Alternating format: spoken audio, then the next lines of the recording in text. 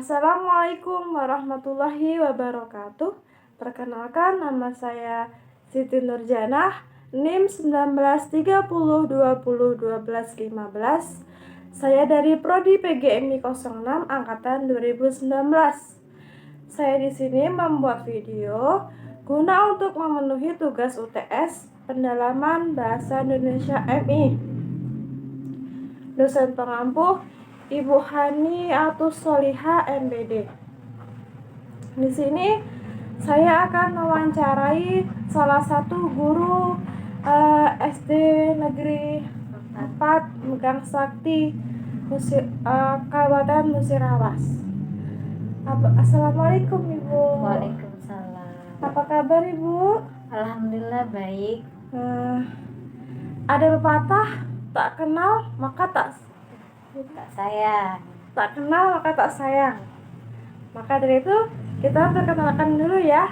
Nama Ibu siapa? Silakan perkenalkan diri Bu.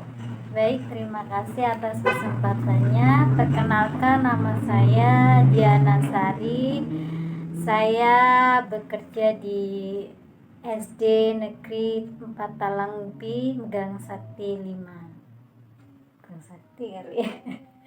Ya, Megang Sakti. Terima kasih. Statusnya Bu? Statusnya apa? Sudah menikah? Masih single? Alhamdulillah saya masih lajang. Kalau ada yang nanti ya saya perkenalkan ya Bu ya. Boleh. Lulusan dari universitas mana Bu? Saya S1-nya saya alhamdulillah alumni UIN Raden Patah Palembang, jurusan Psikologi Islam. Masya Allah. Kemudian saya melanjutkan di S2 UIN Sunan Kalijaga, jurusan Filsafat Islam. Namun saya juga mengajar di SD Negeri 4 Talangpi dengan mata pelajaran Bahasa Indonesia. Masya Allah sekali ya. Dengan begitu prestasinya Masya Allah sekali ya. Oke. Selanjutnya kita Bu, kita akan mulai wawancara ya Bu ya. Baik, silakan. Apakah penting pembelajaran Bahasa Indonesia di kelas 1 SD Bu? Tentu sangat penting, karena pembelajaran di awal dini kayak sekolah dasar itu harus benar-benar punya effort yang lebih untuk pembelajaran anak-anak sekolah ini. Jadi sangat penting ya Bu ya? Sangat penting karena itu wajib, kan bahasa nasional. Apakah ada kendala Bu untuk mempelajari bahasa Indonesia itu di kelas 1 SD Bu? Tentu banyak kendalanya karena kita punya beragam siswa yang berlatar belakang banyak bahasa ya, mungkin ibunya bahasa Jawa atau suku dusun, suku Musi dan lain sebagainya. Menjadi satu kelas mereka agak kesulitan memahami bahasa Indonesia. Berarti beragam itu ya Bu ya, suku, bahasa kayak gitu ya Bu ya. Beragam latar belakang. Apalagi dari umur sejak dini kan Bu ya, jadi ya masih menggunakan bahasa ibu. Iya. Betul Bu. Oke. Pertanyaan selanjutnya Bu, bagaimana cara guru meningkatkan kemampuan siswa dalam pembelajaran bahasa Indonesia Bu? Baik. Untuk meningkatkan kemampuan belajar siswa harusnya tentu menggunakan metode pembelajaran yang menarik kayak gitu. Misalnya diajak sharing, bermain games dengan menggunakan bahasa Indonesia yang baik dan benar setiap pembelajaran hingga terbiasa. Murid menjadi terbiasa untuk memakai bahasa Indonesia sedikit demi sedikit. Nah, menurut Ibu, Ibu menggunakan metode pembelajarannya gimana Bu? Banyak variatif ya. Kita bisa menggunakan metode pembelajaran yang komunikatif, terus kita bisa menggunakan metode pembelajaran secara baik visual maupun melalui tugas-tugas, latihan, terus percakapan dan lain sebagainya. Dalam kondisi COVID sekarang ini Bu, bagaimana itu Bu? Kita bisa meningkatkan pembelajaran melalui virtual. Kita bisa membuat video yang bisa berhadapan langsung dengan anak. Terus kita bisa membuat percakapan dan juga tugas-tugas yang menarik tentunya. Kalau anak-anak kan masih suka memakai handphone untuk bermain game. Nah, kita gunakan kesempatan itu supaya anak-anak ini gemar belajar, meskipun belajarnya menggunakan handphone, tapi juga ada gamenya yang bisa membuat siswa itu tertarik. Jadi buat semangat itu ya Bu ya, Buat siswa itu tertarik dengan pembelajaran bahasa Indonesia. Oke, selanjutnya Bu, bagaimana cara Ibu membangkitkan minat dan rasa ingin tahu siswa terhadap sesuatu masalah? Gitu, Bu. Masalah, kalau anak-anak sih masih belum mengerti masalah ya. Mungkin seperti ini, anak-anak pengen tahu sesuatu, biasanya mereka bertanya, Bu, ini artinya apa gitu. Kosakata dalam bahasa Indonesia yang mereka tidak tahu. Jadi untuk membangkitkan keinginan tahu dari siswa tersebut, kita kita mengajak mereka berbicara, berkomunikasi mengenai kehidupan sehari-hari mereka, sehingga murid ini mempunyai ikatan dengan gurunya. Oke, Bu. Berarti itu lebih ke itu ya Bu ya, berkomunikasi langsung dengan siswa ya Bu ya, agar siswa itu lebih aktif lagi Bu ya, lebih tahu lagi ya Bu. Oke Bu, selanjutnya Bu,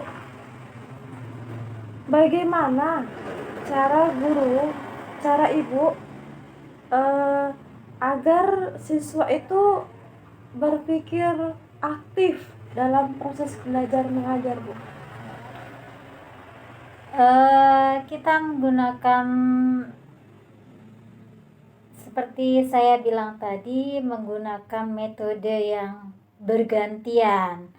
Misal hari ini kita menggunakan metode diskusi, kita bikin kelompok, terus saling bercerita satu sama lain, atau di kesempatan yang lain kita menggunakan metode permainan seperti itu ya. Kita gunakan beberapa metode supaya siswa ini tidak bosan dan tetap aktif di dalam kelas. Karena masih dini itu ya Bu ya? Ya, masih anak-anak yang masih sekolah dasar ini kan masih senang main, senang bermain seperti itu, tidak terlalu suka yang pembelajaran yang monoton. Jadi harus kita jadi imbangi, harus kreatif ya Bu ya, harus sabar, kreatif kayak gitu ya Bu ya. Oke, yang selanjutnya Bu, bagaimana cara Ibu untuk mengatasi keberagaman peserta didik di kelas Bu? Ya, tentu banyak karakter siswa yang berbeda-beda. Jadi kita tidak bisa mengeneralisir semua siswa itu sama. Jadi kita lakukan pendekatan antara kita dengan murid face to face. Misalnya di lain kesempatan di luar kelas, misalkan seperti itu, kita ajak ngobrol siswa-siswa, jadi kita tahu apa yang siswa inginkan. Itu cara pendekatannya. Jadi Bu, gimana sih Bu?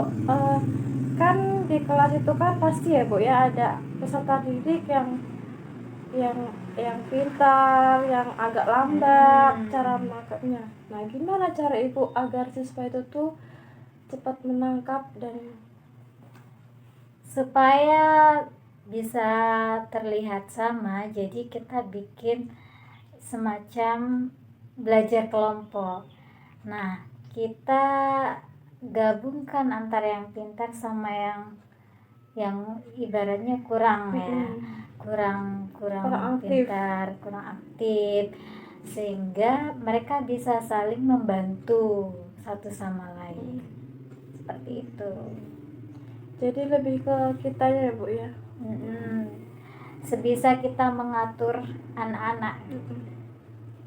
Oke Bu, selanjutnya pasti Ibu ini memiliki mindset atau tujuan di sekolah agar sekolah itu tuh peserta didiknya tuh aktif, kreatif, kayak gitu Bu. Gimana caranya Ibu? Mindsetnya Ibu dan tujuannya Ibu? Kalau saya sih ingin memajukan anak-anak ya, misalnya kayak kalau di pembelajaran saya kan bahasa Indonesia, saya ingin anak-anak juga mengerti tentang negara kita, bahasanya, budayanya, seperti itu. Jadi saya punya tujuan supaya anak-anak ini paling tidak tahu tentang negaranya, bahasanya, budayanya, dan tentang ruang lingkup di sekitarnya, seperti itu. Gitu ya Bu.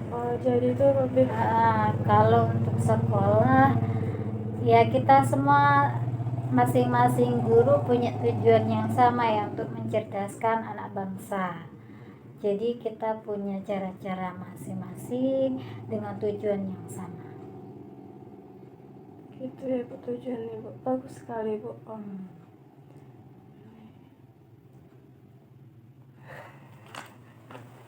Mbak. Oke Bu, kita lanjut ke sekolah lagi ya Bu ya wawancaranya. Gini Bu. Oke Bu, pertanyaan selanjutnya Bu, apa saja yang sudah dicapai siswa Bu sekarang? Baik, ini dalam soal pembelajaran atau prestasi? Prestasi pembelajaran boleh Bu. Dua-duanya Bu. Alhamdulillah di SD saya sudah banyak perkembangan ya, perkembangan terhadap siswa-siswa, baik itu pembelajaran maupun prestasi.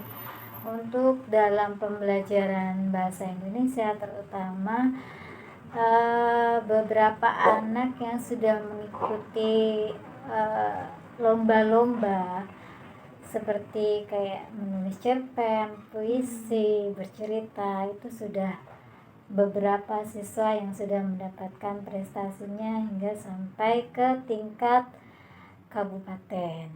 Seperti itu. Untuk pembelajaran, alhamdulillah anak-anak kami ada banyak yang sudah mulai mengikuti perkembangan digital ya, kayak musim pandemi ini, di tengah pandemi ini kan kita berada di dunia digital, jadi anak-anak sudah mulai mengikuti perkembangan teknologi, seperti itu. Gini Bu ya, sekarang itu kan banyak peserta didik yang lebih ke menerima pembelajaran tuh lebih susah, sulit kayak gitu Bu, gara-gara sering memegang Android. Nah, itu tuh gimana sih Bu cara mengatasi?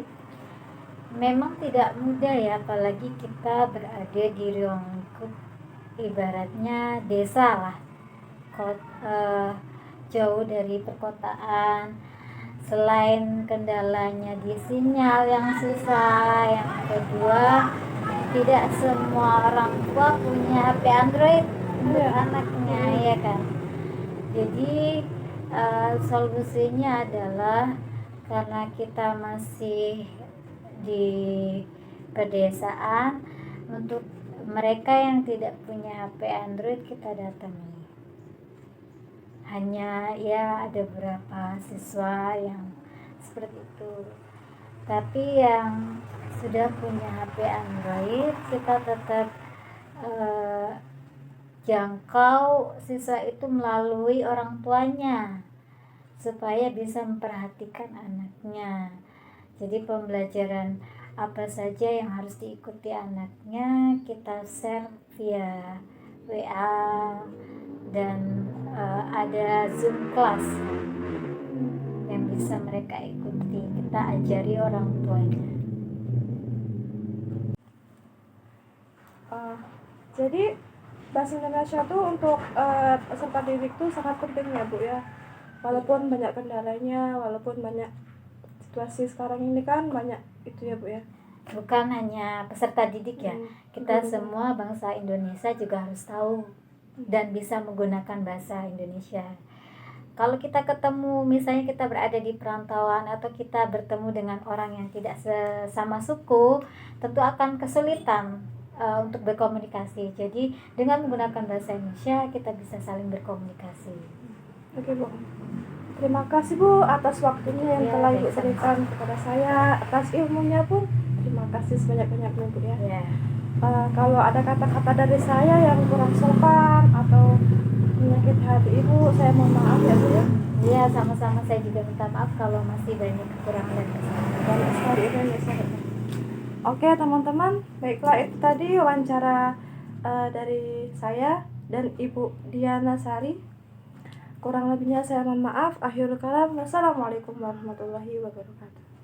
Oke, jadi kesimpulan wawancara tadi dengan guru SD 4 yaitu adalah pembelajaran bahasa Indonesia itu adalah mata pelajaran wajib yang harus diberikan kepada siswa mulai dari sekolah dasar, SD ataupun MI. Maksudnya untuk menanamkan jiwa nasionalisme kepada anak dan memulai mengenai bahasa Indonesia nasional negara Indonesia. Karena kemampuan anak-anak tersebut pergi ketika dewasa, bahasa Indonesia itu akan dipergunakan sebagai alat komunikasi nasional dan internasional. Dan sebagai guru, terutama guru mata pelajaran bahasa Indonesia, kita harus memberikan bentuk materi yang benar-benar dan sesuai dengan kapasitas anak-anak. Mengingat ini adalah awal dari mereka mengenal bahasa Indonesia di bangku sekolah. Tentu saja waktu ini adalah waktu yang berdampak untuk masa depan anak. Jadi bahasa Indonesia itu sangat penting untuk peserta didik. Maka dari itu ajarilah peserta didik dengan semaksimal mungkin, walaupun banyak kendala-kendala dalam memberikan materi, dalam siswa menangkapnya. Jika ada siswa yang kurang memahami materi, kita harus bersabar-sabar, kita harus mengulangnya dengan benar-benar, kita harus begitu ekstra dengan kesabaran, dengan kemampuan kita yang kita bisa untuk memberikan materi semaksimal mungkin, sebisa mungkin kepada anak dengan itu kita harus sering-sering berkomunikasi, sering-sering mengajak ngobrol, sering-sering memberikan motivasi kepada siswa agar siswa itu mempunyai minat tinggi, minat untuk berpikir aktif dalam proses pembelajaran dilaksanakan.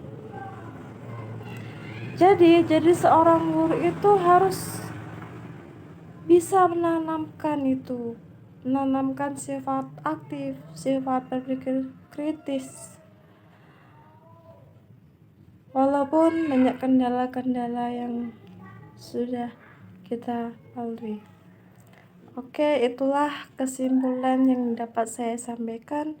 Kurang lebihnya saya mohon maaf. Akhirul kalam. Wassalamualaikum warahmatullahi wabarakatuh. Sekian, terima kasih.